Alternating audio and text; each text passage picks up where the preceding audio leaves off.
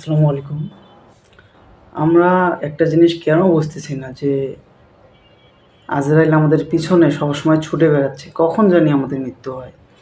তারপরেও আমরা কত পাপ, কত খারাপ কাজ মগ্ন হয়ে আছি।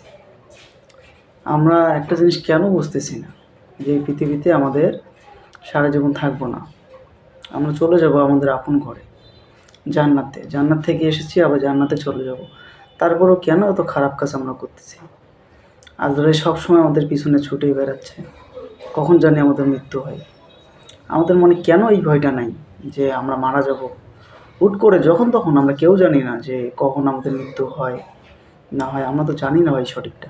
এমন হতে পারে যে আমি এখন এখানে বসে আছি যে ভাই ১০ মিনিট বা ১ মিনিট ১০ সেকেন্ড যে আমি বেঁচে থাকবো এর গ্যারান্টি নেই। তারপরও কেন আমরা এভাবে ছুটে বেড়াচ্ছি? টাকার তাড়নায়, পরিবারের তাড়নায়।